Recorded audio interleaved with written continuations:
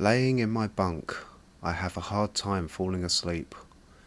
Everything, absolutely everything that happened to me since I arrived here, from level 0 to here, I was thinking about. The confusion of level 0, the fear of level 1, level 2 and 3's horrifying encounters, level 4's settlement and the people I met there, level 5's unique madness and goofiness, level 6's darkness, the boss fight with Tiny on level 7, the claustrophobic nightmare that was level 8 and the Crimson Knight, my rampage on level 9, and level 10's eerie silence. It was all a great big roller coaster of intense survival. I've been through all of that and survived nonetheless. It is clearly doable because the sheer amount of people here is an undeniable proof of that. And yet, after all of that, I still feel like it's apt to pat myself on the back for going through all of that and won. I eventually dozed off into a nice sleep. When I woke up, I got some breakfast and headed to the M.E.G base. M.E.G base beta. I don't have time to celebrate the achievement. I need to find a way out soon, and time is ever running. I find the M.E.G base and enter to talk to a receptionist. She tells me to take a seat, so I sit. 10 minutes later, I was approached by the same receptionist, who asked me to follow her.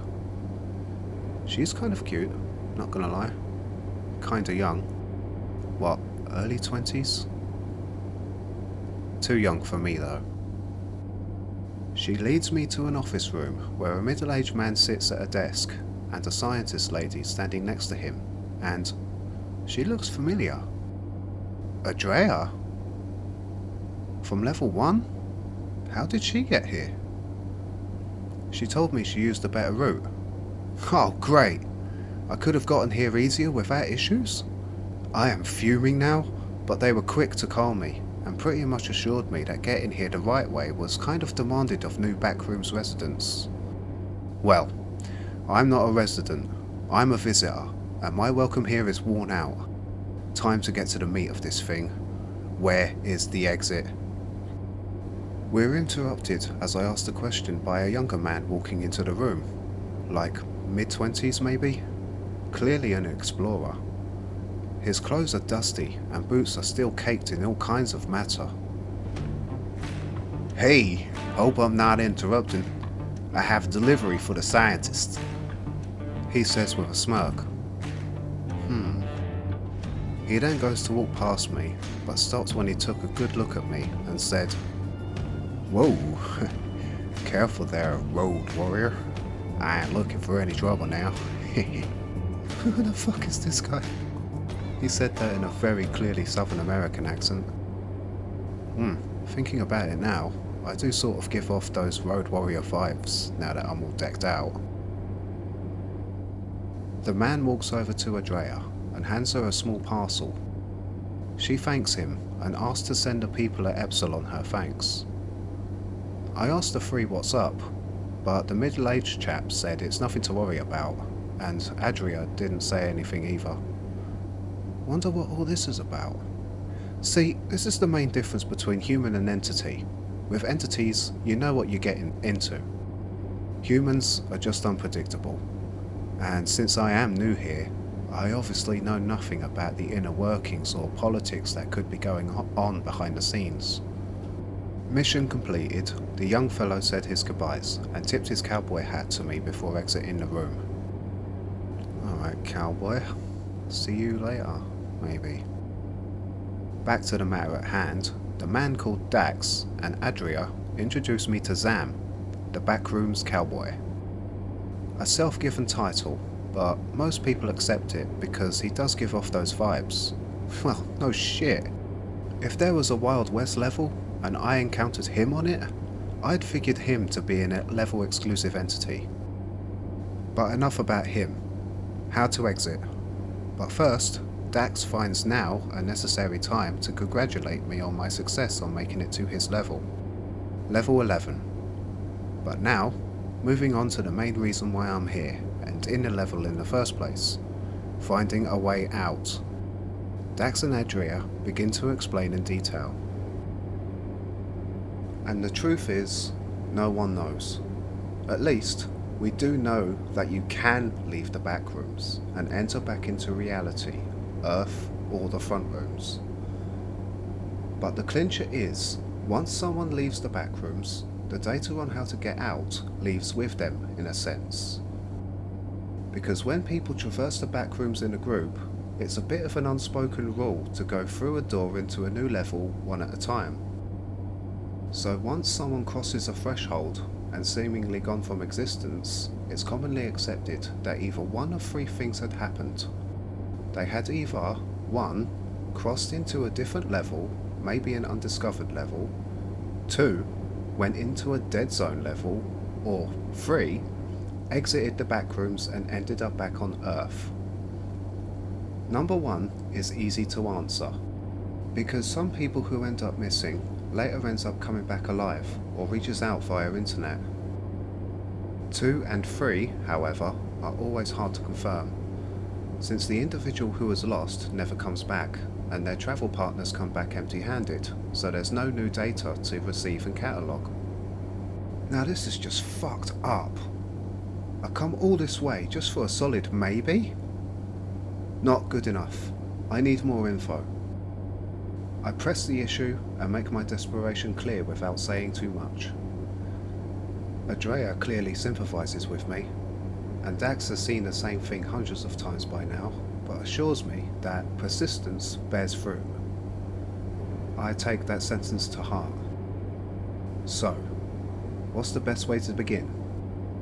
He told me, essentially, to keep on progressing through the levels and beat the backrooms at its own game. After all, that is what it is after all. A game. What? Has this guy got a screw loose or something? Or maybe we all do. I'm not even sure anymore. Maybe it's just his way of looking at it. I look to Andrea, and she seems to not like what he said, as she gave him a narrow glare as he said it.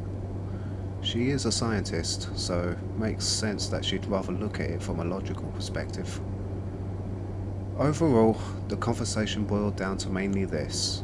Keep progressing through the levels like you would in an ordinary platformer game. Solve puzzles, beat bad guys, collect loot, until you eventually just sort of win the backrooms game. Well, being a gamer boy pure at heart, that's something I'm well acquainted with, but playing a normal game, you get extra lives, or you get set back to a certain point when you fail. Or you could just rage quit out of a game when you lose. It's like what Dax said. It's a game. Well, not a very fun game in my opinion. This time you only get one life, and there's no restart button. I leave the room telling Andrea and Dax that I'll take some time to think about it. Dax nods, but Andrea seems apprehensive. I walk down the corridor towards the main entrance to leave. I pass by the main desk to see Zam flirting with the receptionist. She's clearly enjoying his presence, so I'll leave them to it. Although I do feel eyes on my back when I walk out the doors. I go and get a drink of almond water. Then I get a solid slap on the back, making me choke on my water. Howdy. Oh great, it's you. Hey road warrior. You don't want to drink that boring crap. Come on, I know something good. Come on, this way. Well Zam, let's hear your story then. Me and Zam the cowboy goes to an off-beaten path into a sketchy looking bar place. Zam orders 2 whole hogs. He pays with what looks like flakes of gold. Okay, whatever. He's paying. So, whole hogs are like a counterfeit beer, homemade in the backrooms. Strong, alcoholic, almondy taste. With a meaty back taste. It's disgusting. but Zam necks nearly half of his. What a character. So tell me, Road Warrior, got any good war stories? Oh man, okay, we can be here for days. I tell the guy my name isn't Road Warrior though. I might look like one, but chill bro. My name is Daniel. He said that's boring. He likes Road Warrior better and swigs his brew.